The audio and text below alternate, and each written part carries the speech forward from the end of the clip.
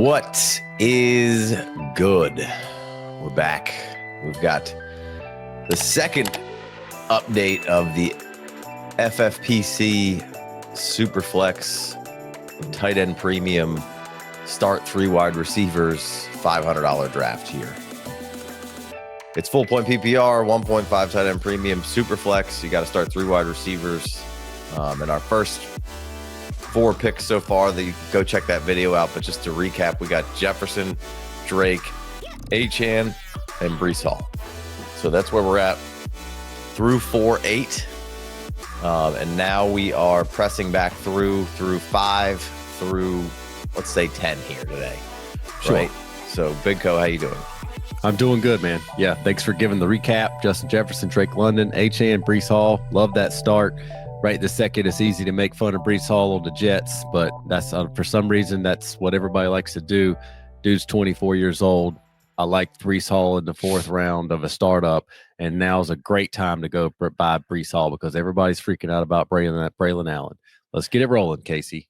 Yeah, the Breece thing is like, it's pretty crazy that anybody is this concerned about their Breece shares at this point, but if they are, buy them. Yeah, there'll probably be a timeshare there. The Jets are going to run the dog piss out of the football. That's what's about to happen. Absolutely. So of course, there should be a timeshare. Like, there's going to be so much rushing on this team, and Breece is going to be a big part of that, right? And he's their second best pass catcher. So if he's on their team, dump downs and rushes, Breece Hall is going to be just fine this year. And then next year, he's either a free agent or he gets traded this year to somewhere else, right? So exactly, in all of the worlds where Breece Hall exists, I'm here for it. And I'm not scared of Breece Hall this season, right? Not at all, not even a little bit. Breece Hall is going to be just fine. The price where you have to purchase him is fine right now, especially for what I think you can get out of Breece Hall. I think he's an easy, 13 to 16 points a game in this Jets offense, if not a higher level. And everybody's got a timeshare. Everybody has this, everybody has that until the real games start getting played, right? That's when the rubber meets the road. They're certainly going to rotate backs in there for sure. And Braylon Allen deserves a chance to solidify himself as a nice little 1-2 punch. But this is, make no mistake about it, they are going to run the ball so much in New York. And if the defense, we just need the defense to be mid-pack and keep them in games. And then between Fields and Breece and Braylon Allen, the amount of rushing attempts on this game or on that team is going to be near league high, if not the highest in the league once you add in quarterback runs, right? Yeah. I like the price on Breece Hall. All right. It gets better every day, actually. Oh, for sure. And let's jump into where we're at here. So we had 4-8. We don't have a quarterback yet. We're kind of on the short turn on this go around. So we got, 8, and then we have 9, 10, 11, 12, and then 1, 2, 3, 4, and we're back up at the 5-5, right? And so the thought process here and not taking the quarterback at 4-8 was that a lot of the guys on this half of the board have 2 already, right? So we felt pretty good about our chances, and we liked Jared Goff and or Dak Prescott here, and we figured there was a decent chance that one of those guys would be here at the 5-5, right? So after we pick, it goes T. Higgins, it goes Travis Hunter, Sam Laporta, JT, and then 501 is Rome Odunze. 502, we get a little shocked here, and a red box appears, which means somebody selected a quarterback, and that was Cam Ward, which was not necessarily in our plan. So, hey, the only guy that maybe needed another one took another one at this point. And you can only draft 3 quarterbacks in the maiden draft of FFPC. I know that we probably talked about in the first video, but reiterate that in this video, you can only draft 3. So, you got to kind of pick and choose your spots and kind of figure that out. You can't run out with 5, 6 quarterbacks. So Cam Ward goes at 502, then Devonta Smith 503, 504 is Worthy, and now we're on the clock at 505 with both guys that we really wanted here. So, sometimes you have a plan and it works out perfectly. So now we're on the decision of Jared Goff or Dak Prescott. Actually, if we could get a little one trade back, it would be great, but not a lot of interest in trades in this draft, as we alluded to in the first video. Yeah, exactly. If you didn't watch the first video, check that out. But it was a very dry board as far as people trading. So we identified early, right after we got up at 3-5. I said, look, Casey, these 3 out of 4 of these guys have 2 quarterbacks already.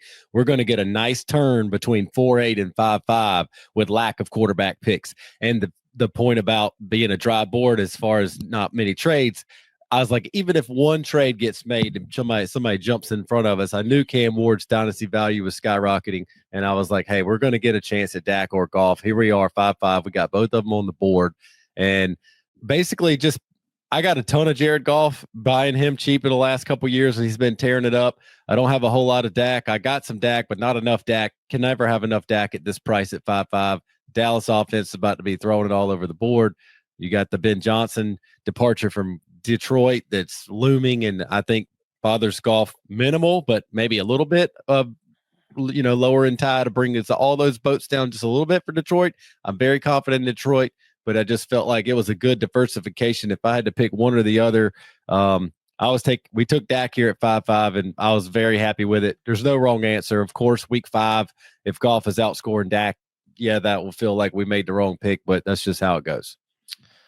Yeah, and at this point, there's maybe Penix is potentially in the conversation here, but we had kind of narrowed it down to the older guys of just following the theme of like, hey, let's just make sure that the picks that we're taking, for the most part, at least through these first 5 picks or so, are guys that we know can score us points. And right, and when you said older, like exactly. Like, we're not talking Matt Stafford older. We're not talking 37. Dak Prescott, 31 years old, maybe 32 now, depending on birthday month. But we're solid 4, 5, 6 years of dynasty. Like we wanted 32. To pick a guy. What's that? Just turned 32 at July 29th. Right. So like you said, we really wanted to be making picks that we knew guys that could score points, young enough in our first 4 draft picks already to feel like really solid about our trenches. Got 2 running backs, 2 wide receivers, young stud players that could be scoring a lot of points for a long time. Get us a good quarterback here to, keep us we can win a championship this year, but we're not all in. We don't have, 2 38-year-old players on the team already, kind of thing. Mm-hmm. Got a bunch of youth stud players, Dak Prescott, young enough, old enough as to know that he's a good player. Like right. Dak Prescott, QB5 numbers, when he's been healthy the last 4 or 5 years, right? Dak Prescott cooks when he's healthy. And I think go ahead. Well, I think that, again, the thought process of just like, there's some other quarterbacks and Chase Brown's on the board here, which I would have loved to take Chase Brown right here. But we're on the long run out now. So now we're going from 5 all the way to 5-5 all the way to 6-8 until we have to pick again. And this side of the board wasn't quite as complete with the quarterbacks. Right. So perfect. I would love to have taken, a Chase Brown in this scenario, or, Kyron Williams didn't have a deal with LA at this point. So he's still sitting on the board here, and he goes right after Chase Brown does at 5'10", and Chase goes 5'9". So certainly a conversation was had of, hey, do we do this? Do we do that? And, neither one of us love in tight end premium going this deep into a draft, or not really having a great plan at tight end so far. So that's certainly a complication of, hey, could we trade down a little bit here, add something else, and maybe figure out a spot to move up our 6-8 and try to figure out how to get one of these rookie tight ends. Now, that doesn't follow the kind of mantra that we've been using of make sure you're getting somebody something about. But the values of the 2 rookie tight ends, we both like them a lot, and we both have a fair amount of confidence in them and would like them. But it just kind of didn't work out. And it was just, all right, let's just take the quarterback here. So we take Dak. Then Jared Goff goes right after him. And then it goes Ibuka, which is 5'7" Ibuka, and a $500 startup, which is, day by day, Ibuka's getting more and more expensive. Zay Flowers, Chase Brown, Kyron Williams, Michael Penix, another quarterback. And then Tyler Warren goes off the board. So there's the first one of those rookie tight ends who was, kind of highlighted in our minds of players that we wanted, right? We wanted one of Loveland and or Warren and so there he goes off the board, and now we're, sweating it a little bit here of what our tight end, high end, we want a high end tight end situation is Right. really kind of what it comes down to. If you're looking for more FFD, sign up for a Patreon or YouTube membership and get access to the ADP, Dynasty rankings, the rookie draft kit, and extra shows every week. Well, we're always looking to get out of a tight end premium draft with a really good tight end setup. And, we did a run through of this on one of the Patreon episodes a while back. So what we were talking about was we were on the clock at 5-5. We knew we were taking Dak, and we were trying to trade up to get into Tyler Warren, Colston, Loveland sweepstakes. But with Chase Brown still on the board, with Michael Penix on the board, with Igbuka on the board, that trade up is very expensive, right? Mm-hmm. Because those are some massive dynasty values. People, were down on Chase Brown all off season, but here we are. He's a massive dynasty value now. And so with the book on the board, he goes right after Jared Goff. So, and then Chase Brown falls off the board. And like Casey said, we'd love Michael Penix, but Dak is just much more of a sure thing to score us points.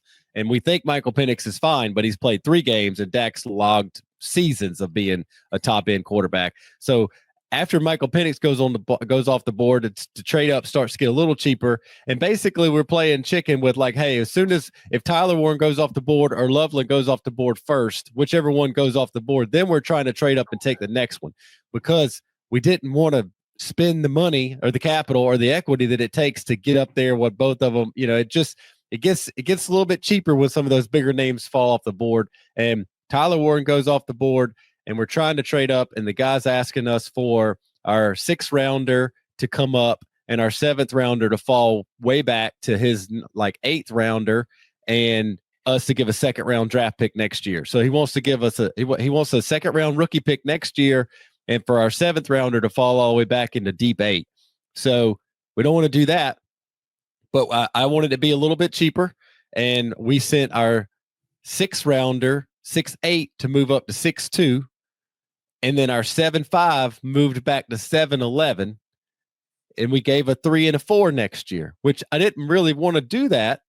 But, and again, like Casey said, Tyler Warren, Colston, Loveland, you are projecting a rookie tight end, but both of these guys got early 1st round draft capital to very good situations. And if sure, right when Warren goes off the board to the Colts, we do a reaction video, and Casey's not excited about it. I said, I think it's just fine. This is what the Colts want to do. And especially you bring in either one of those 2 quarterbacks for the Colts right now, and Richardson and Daniel Jones, who hasn't been overly fantastic in their careers yet. You get a quarterback, a tight end that can make it easier for the quarterback to help move the chains, make big plays at the same time. Tyler Warren, big playmaker and a short area kind of guy. Give him the ball, hand it to him. Whatever you got to do to help your offense go down the board. Colston, Loveland, top 10 draft pick for a Ben Johnson team. That is projecting, but we feel comfortable to back him up with a David Njoku, a Tucker Kraft, maybe a Mark Andrews if the value is right, Evan Engram in a 1.5 league, right? You take your shot there in the 5th, 6th, 7th round on the younger player that is going to ascend and be very valuable in Dynasty, and then you back them up. We talk about this for years, that one of my 5th or 6th or 7th round pick in a Dynasty startup may be on my bench week 1. You got to take the upside swing somewhere. And so we made the trade. We move our 6'8" up to 6'2". The 7'5" falls back to 7'11", and we give a 3 and 4 rookie pick next year to go up and secure Colston Loveland at 6'2". So now it makes us sit out of the draft from 6'2" all the way to 7'11". So it opens up a little gap there where you have to sit around and not have a lot of fun. But we have 6 players through the early 6th round, and 5 of them we know are very, very good. And the other one is the 10th overall pick in the draft with outrageous target market shares from college that Ben Johnson just picked as his first pick of the head coach of the Chicago Bears.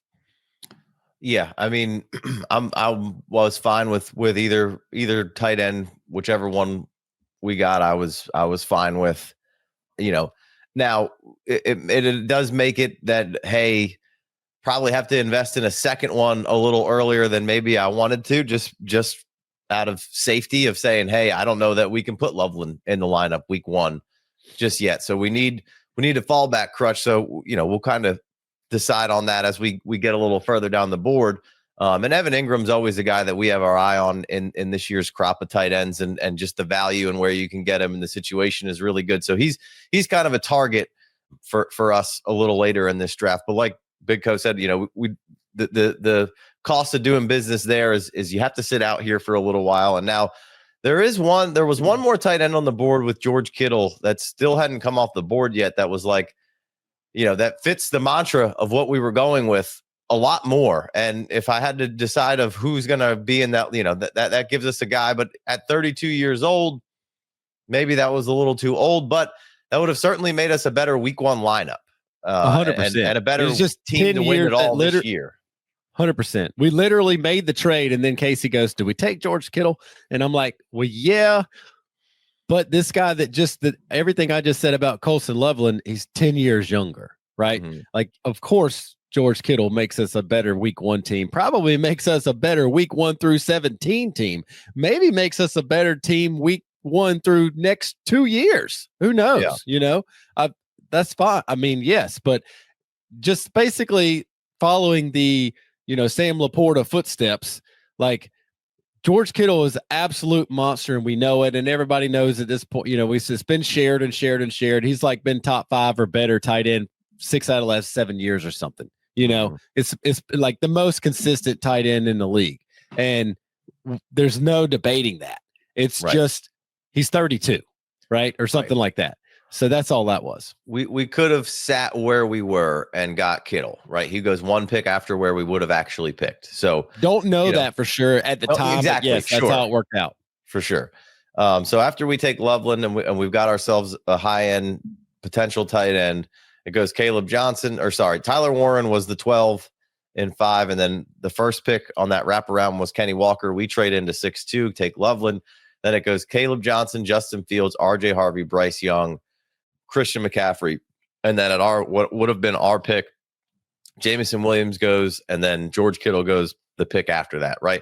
So now we're sitting in a holding pattern of we have one quarterback, and as they're going off the board, it's getting sweatier and sweatier because we for sure want, with the idea of, all right, we kind of know where Geno and Sam Darnold go. We're kind of okay with either one of those guys being our guy. If for some reason Fields or Bryce Young made it back to us on that trade back to 7-11, we would certainly entertain that. But it's you do have to kind of pick and choose your spots and then deal with, hey, we're not going to pick for a while. So we're sitting here, DJ Moore, Chris Olave, DK Metcalf, the next couple off the board. Then it's James Cook at 701, Waddle 702, Jacobs 703. What a value for Jacobs at 703. Yeah. My God.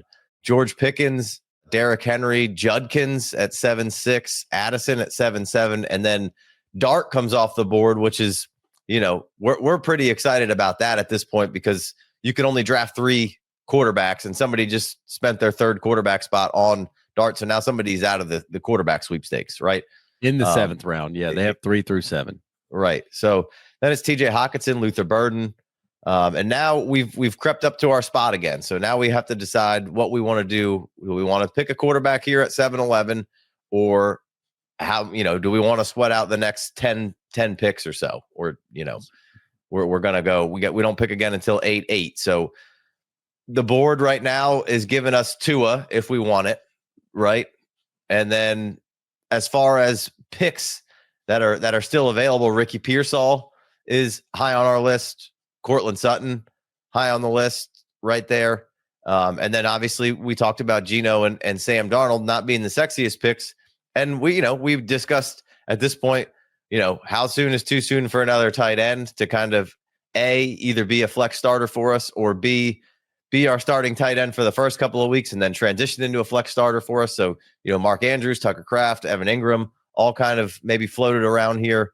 DeAndre Swift was quickly thwarted by Big Go here at 7-11. But, I think it came down to Chuba was still kind of hanging around on the board here.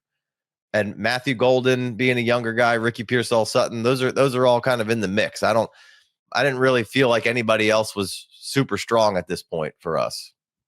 Yeah. Well, when we traded the 7.5 back, when it fell from 7.5 back to 7.11, this was the situation where, Ricky Pearsall was probably the guy that I was looking at the most for us at 7.5. And when we fell back from 7.5, I didn't think George Pickens was going to make it. So if we were on the clock at 7.5 and George Pickens would have been there, he would have been an easy pick. Those last couple picks would have been, we didn't have our 7.5, but it would have been pulling our hair out because Josh Jacobs and George Pickens go right back to back, and we would have been on the edge of our seats. But because we weren't sitting there in that pick, we didn't actually feel that until after it happened.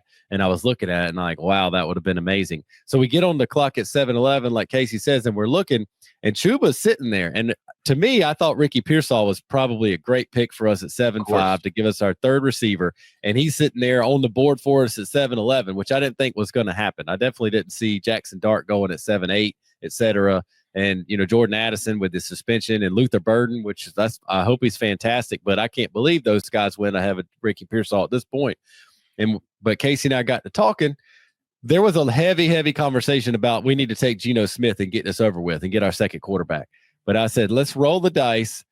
I think there's a bunch of stud players here that I think these other guys that have two quarterbacks, and some of them have three, so they can't even take a quarterback anyway. But those guys that have two quarterbacks on their team already, they only have one running back or one wide receiver or one tight end or they only have a couple of players outside of their quarterbacks, and we have a handful of players with one quarterback, so yes, that quarterback position feels like it's such a magnet at this point in the draft, but we don't have one. We have one, we need one, and there's another team that needs one, but everybody else is kind of stockpiled, so they are feeling the pressure to pick the Ricky Pearsalls and the Cortland Suttons and DeAndre Swifts and that kind of players, and we're like really needing a quarterback. So I was like, let's roll the dice.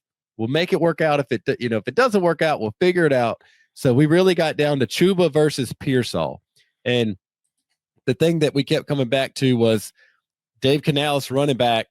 Chuba was beastly last year, got his contract extension before the rookie got hurt. And that's kind of what we were like, all right. Jonathan Brooks. Thank you very much. Jonathan Brooks. I wanted to say Jonathan, and then it was going to be I was going to say Jonathan Taylor. So we chose Chuba to go with Dave Canales, RB1 for the Panthers. We already got two RB1s, and to give you another RB1, yes, Breece Hall down year, mid RB2 last year, 15 points a game, just gives you a chance to win the flex with a running back, have options if somebody gets hurt. But if all three of our running backs are in there playing in the trenches, man, we're tough. And I really like where we're headed with that pick. We take Chuba at 7:11, and it just feels really, really good to put somebody in the flex spot that's going to be, 15, 16, 17 points a game type player with upside from that spot. Yeah, there's not a ton of running backs left that are like not either 31 or gonna be pretty much locked in as the 1A in their scheme here for the next couple of years. And we think it's going projecting up as far as where Carolina's going offensively, right? Perfectly said. We could have certainly taken an Alvin Kamara for what we were doing, right? DeAndre Swift is certainly interesting at that point. Tony Pollard is interesting, but probably not there. It's probably too early at this point in Dynasty, right? Yeah. And Ricky Pearsall, I don't think there was a wrong answer between Chuba and Ricky. And agreed. It was a tough decision. I mean, right now I could easily be like, yeah, let's just take Ricky. On a different day, it could have been like, yeah, we talk ourselves into Ricky, and it's Ricky. Are you a survivor? Are you not going to give up? Then you need to sign up for this new game called Fantasy Football Survivor. Instead of picking an NFL team to win each week, you set a new fantasy lineup. But you can only use a player once per season. Advance each week by staying out the bottom percentile and performing over expected. Drink. The contest is free to join. Sign up for the main event. Create your own leagues. What are you waiting for? Click the link in the description. I think the massive fall off after Chuba, as far as value and age. I mean, if it keeps hitting for Chuba, he's still young enough. Like you said, there's Kamara, and there's a lot more gamble in the DeAndre Swift pick, So like I think the massive fall off in running back after Chuba, as far as guaranteed production, if healthy, it just craters. Like James Conner, old.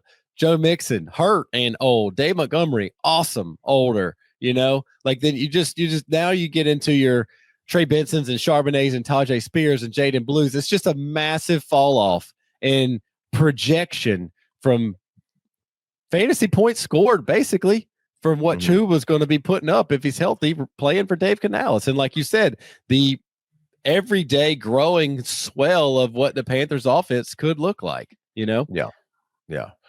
So we take Chuba there, then Tua goes, then Ricky Pearsall goes at 801, then DeAndre Swift, Golden, Sutton, Reed, Scatabo are the next picks off the board. Then Scary Terry goes. So we survive it all. The big thing we had to fight was that the guy on the turn only had one quarterback. So it felt like if we could get through that turn without him double tapping quarterback, we were in decent position. So the first box comes in, it's Tua, and it's like, oh, go God. Is he going to max out the third one here and just get it done with? And then he could do whatever he wants for the rest of the draft. Doesn't have to worry about the quarterback anymore. But he goes Pearsall. So we make it all the way back to the 8-8 spot. And while I don't want to take Geno Smith at 7-11, I don't want to take Geno Smith at 808. Just kind of where we're at and what we're doing, it feels like we absolutely have to at this point take Geno Smith. Like I would have been okay with taking them at 7-11 just so we could stop sweating it and know that we have one. You could say taking Sam Darnold over Geno, being a little younger, if you want to, feel like if you feel safe enough with Sam Darnold. I kind of do, but the thought process was, hey, let's grab Geno, and then let's see if we can get Sam Darnold coming back in the 9th, and just then we click 2 quarterbacks between those two. We feel like we have a second starter week in, week out. So we end up taking Geno there. Then Tyreek Hill goes, Devonta Smith goes, Tootin goes. Jerry Jeudy on the board there was interesting. Jaden Higgins on the board there, interesting. Josh Downs on the board there, interesting. All picks that would have been great to take. I would have been excited to take any of those guys. And then David Montgomery, Anthony Richardson then goes right before us, which was a little sweaty to see a quarterback come off the board, but it wasn't Sam Darnold. So we're back up at 9-5 and we click the box on Sam Darnold. So the next 2 picks, we just go quarterback. And unfortunately we're not taking the fun swings. We're taking maybe guys around early on each of those quarterbacks, but we couldn't take the risk after, at least I didn't want to any longer. No, I love the Geno Smith pick at 8-8. I really do. I think the Pete Carroll effect is on display.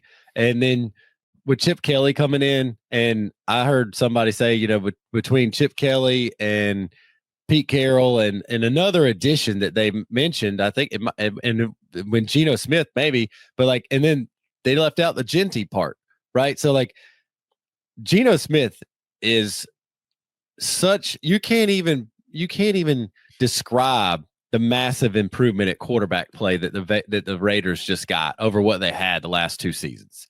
Geno Smith is so much better than anything they've been putting out there lately. And you add Genty to it and Chip Kelly and everything that he brings to the table.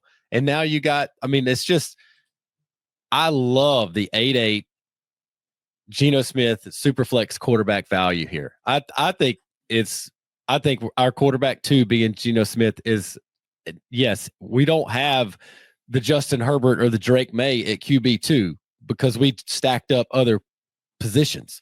Mm-hmm. But I feel so confident in what Geno Smith is about to do for the Raiders. I feel like I feel like we got lucky to work out where it is. And with the ADP on the list, when you're looking at the players available, it was Geno Smith was way down there. For us, again, kind of like we talked about earlier, we're sweating the quarterbacks, but other players are looking at these, Jaden Reeds and Terry McLaurin's, Matthew Golden's, because they already have their quarterbacks. So we felt really, really pressured, but we sat back and said, hey, let's just be calm. Let it happen. Let's not trade any capital. Let's not trade up. I think Geno Smith's going to fall on our laps. Casey's right. The one thing we really were sweating was the turn pick. I said, well, Tua is so much higher up on the board than Geno. There's no way that guy goes past Geno goes past Tua to take Geno. And he did. He took Tua, and he didn't double tap quarterback like Casey said. Grabbed a good Ricky Pearsall, and we got Geno. And then we followed it up with the Sam Darnold, which, hey, I think Sam Darnold's going to be just fine in Seattle. But we saw he just went for over 4,000 yards and 35 touchdowns. You can be a system quarterback all you want, but 4,000 yards and 35 touchdowns for the Vikings, there's enough of a quarterback player in there for Sam Darnold to be worth your 9th round pick in Superflex startup. Yeah, and I mean, if you've been listening for a little while, like my theory with Sam Darnold is, look, he went through the Shanahan school there, turned the career corner, went over to KOC for a minute. Some of his best stuff was off of play action last year. Now you go back to Kubiak, who the Shanahans and the Kubiaks have been together for a very long time. And what they're going to do is kind of similar in the rudiments of what they want to run. Play action is going to be a big part of it. Bigger formations are going to be a big part of it. And now Sam Darnold doesn't have to go and learn something brand new to him. He gets to go be super comfortable in something that he turned his QB life around on, right? Yeah. And San Fran wanted to keep him. The Vikings wanted to keep him. Everybody wanted to keep him. You said turned his QB life around. He turned that bank account around on that thing. He did. I mean, he did get paid a lot as a first round draft, a high up first round draft pick. True. So, that's true. But he just doubled it. He just got what? Sure. 70, 80 million guaranteed. Yeah. So I feel pretty safe with Sam Darnold as my quarterback with this system, with these guys. I think they'll do a good job. The run game is going to be really important in what they do. And they're going to make it easy on Sam Darnold, I think. Now they have San Fran week 1, so they might know a little bit more about Sam Darnold than the rest of the league. I feel very comfortable with Sam being a third quarterback for me, and being their long-term guy here for at least the next few years. And obviously they brought in Milroe, who is certainly a lot of fun, but I think Sam Darnold is exactly what the doctor ordered over there for Seattle. So I like that pick. And then, we'll round this out with our last pick here. Obviously, we need a third wide receiver because you have to start 3. So that would be our deficiency at the moment, right? So you're sitting here, and it kind of, it's not the best position to be in. When we took Chuba, it was like we could have got our third wide receiver, or do we get a flex? I don't know. It does feel a little easier to go find some more receivers a little later in the draft than it does the caliber of what Chuba can give you. So that was a little bit, I think, of the tiebreaker, and we kind of discussed that already. But Chuba was the championship hunting pick. Like, right. Chuba was the, hey, we have a team full of young studs plus Dak, a middle-aged quarterback. But Chuba was the, hey, if we're going to win a championship this year, this pick is going to help us do it. Yeah, and I feel like that seems like we're not giving Ricky his due. I don't think you can find 2 bigger Ricky Pearsall fans than you and I, right? So I think Ricky could have been the championship hunting thing as well, but just the RB there felt like the spot. So, and that we could find it. And really what we were banking on is, I love Calvin Ridley this year, and both of us, I'm sure you like Calvin Ridley this year too, Big Co, and Jacoby Myers. Between those two guys, it felt like we should get one of them at our 8-8 or at our 10-8 pick, right? Like, nobody's messing with those guys as heavy as we are. They're just old, trusty reliables. I think Calvin Ridley could easily be a WR1 this season for game in, game out. And Jacoby Myers has just been locked in as a rock solid WR2 pretty much for 3 years running now. So, we're going through. It's Mark Andrews is the next guy off the board, Tucker Kraft, which is a bummer because, we like both of those guys quite a bit this year. Brandon Ayuk, great. Evans, great. Trey Harris, like Trey, but great. Alvin Kamara, great. Keon Coleman, that would have been a fun 10-8 pick for us, right? Both of us can get down with Keon quite a bit. Chris Godwin, great. David Njoku, a little bit of a bummer. Trey Benson, awesome. James Conner, awesome. Then Khalil Shakir goes, and it's like, all right. Well, that stings a little. That's and then just devastation. The biggest devastating blow of this entire draft. Seriously, just really unfolds in front of our eyes. The next 2 pick off the board, Calvin Ridley, Jacoby Myers, and it is just a dagger, an absolute dagger to what we were doing and how we were doing it. And in hindsight, we should have traded up a couple of picks. Yeah. Here. I really didn't think Calvin Ridley was going to make it to us, but I would have bet you. I told Casey multiple times when we didn't take a quarterback at 7-11 and we let it roll, and when we didn't take a quarterback at 4-8 and we let it roll, I was like, Bo, trust me, this is going to work out. And it worked out. And then another, it worked out. And then another with Sam Darnold at 9-5, it worked out. I would have bet anything that Jacoby Myers was going to be on the board at 10-8. That dude that picked Jacoby Myers had to go so far down the list to pick Jacoby Myers, and he grabbed him. And Calvin Ridley and Jacoby Myers going back to back right before our pick was wild.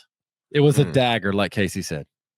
Just devastate. Like the amount of times that me and Big Co exchanged the word devastating in this, it can't be understated, of just like, fuck, man. That was just foiling plans of like, oh man, we're going to lock in this. This is going to be awesome. We're going to lock in our WR3 here with, one of those two guys. Shakir, volume monster. Yeah. Shakir certainly could have been in the mix there. And so that was just, so we got to pick the pieces up here. And we had mentioned we wanted another tight end. We saw Kraft go. We saw Joku go. We saw Andrews go. And so we're looking at the tight end pool at this point, because the receivers at this particular juncture are a little less than desirable at this point of the guys that are left. They all feel like they're more of, kind of wishing to project into really good volume, at least. I mean, there's still a few that we like, but not, it just feels like they're out of range on this pick, that they shouldn't be, in our discussion. And we don't want to go another running back because we've got three. And again, Pollard would have been a good pick. I feel like Tracy could have been a good pick. ETN could have been a good pick or even Pacheco could have been a good pick from a running back standpoint here. I love Pollard. I love Tracy. I like ETN, a good bit coming in this year. I like the value on them right here. I think they could easily return, like we were talking about with Chuba, 15, 16 points a game without much of a problem. And maybe if you told me that I for sure could have gotten Tony Pollard at this 8 pick, maybe I would have said, all right, I'll take Ricky Pearsall at the 7-11. That's a good point. And been like, all right, well, now we got 3. The Jacoby's not nearly as devastating. We'll take Tony Pollard at 10-8, and we could potentially be getting the same amount of points as we get from Chuba Hubbard here, just a little older on a little worse situation. So inevitably we kick it around and we're like, all right, well, let's see what the tight end board looks like. And Evan Engram, to me, was just sticking out like a sore thumb at this point. Yeah, I agree. Casey mentioned when we traded up for Colston Loveland that it would push him to try to get a tight end a little earlier than he wanted. With me and FFPC with the extra half-point premium, I love to flex a tight end if you get the opportunity. It just makes you, when I say opportunity, I mean if you get this quality of having a second tight end worthy of being in your flex, right? It just they can really be hitting and help your team a lot and give you a lot of versatility if you have a good enough one to earn his way into the lineup. And with the bigger lineup, with the three flexes and the 3 wide receivers, you got to be multiple. And I like the Evan Engram pick a ton. I really do. I think, I think the Broncos are really, really set to do well. And I think that was a really good pick for our team. And it takes pressure off of Colston Loveland early. I think he'll be just fine. I think he'd be very startable. But it just, to me, it really helped our starting lineup, and it helped our dynasty depth. Yeah. Well, you don't have to go into week 1 with man, I hope it really works out for Colston Loveland right off the rip. Right. And there's we're coming off the heels of watching Bears first offense go on we're recording this on Monday morning. We watched that last night with Caleb, and it was a Loveland quick shot, a Loveland then a Komet seam shot, and then another Loveland shot, right? So the tight ends are going to be early and often in this scheme with Ben Johnson, and we know that, right? We know that that's what they kind of want to do. There's going to be a lot of 12 personnel out there with Chicago, right? He's going to find the mismatches, and those two guys are his mismatches, but we know that Evan Engram is going to be right out there immediately week 1 being an impact player for Denver. We don't have to project and hope that Colston Loveland out targets Komet week 1 or out, just gets his due week 1, first time out on an NFL field, right? Of course. So that's what we do. And by week 6, Colston, Loveland, and Evan Engram, if things are going like we think they're going to go, we'll both be in our lineup. And that'll be, our second flex. I'm pretty sure Colston, Loveland, and Evan Engram were both at our lineup week 1. Yeah, I'd lobby to not put it Loveland, and I just want to let me get a weekend. Let me see this offense run. I don't want to miss that first 16-point game, Bubba. But we ended with the perfect last pick in Cole Kmet on this team. Just kind of our last pick here, in FFPC. We'll do one more of these, and we'll talk about all the late round picks. FFPC, you can only carry 3 quarterbacks, obviously. So, our last pick here will potentially be a drop anyway. What we would have liked to do is have the spot open going in and have one less draft pick finishing this draft up is usually how we would like to go, so that we finish with just an open spot. But that just wasn't in the cards. The trading was not fruitful in this particular league, right? Pretty dry trade market for the most part. Well, I'm excited when we get back on here shortly to talk about the last 10 picks, the late round guys, and go through our next 4 picks were wide receivers, and the wide receiver value and the mix of wide receiver talent that we got is going to be a lot of fun to talk about. Yeah. All right. Well, we'll be back with one more to wrap up the FFPC 500. If you're interested in playing more Dynasty, more best ball, they've got all sorts of interesting different styles of tournaments that you can go. It's not just regular old leagues. They've got all sorts of fun tournaments that you can play in. It's all still going on right now. It's all very available. I was just talking to somebody in our Discord about how great FFPC is and how safe you use. Like, is it safe? I'm like, yeah, man, we've been playing on there for 10 years. It's safe. It's the leagues don't fold.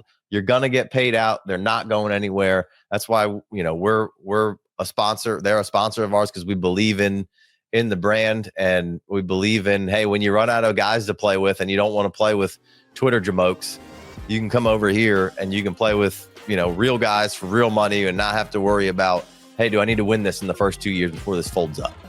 Right. Yeah, you could build your long-term dynasty team. You could do productive struggle and not worry about it disappearing before you get to be a dominant team in 2 or 3 years. Yeah. So if you want to go check it out, promo code FFD. I'm sure there'll be already a plug inserted in here from Jason. So until next time, Casey, that's Corey. We'll be back at you to end this thing. So peace.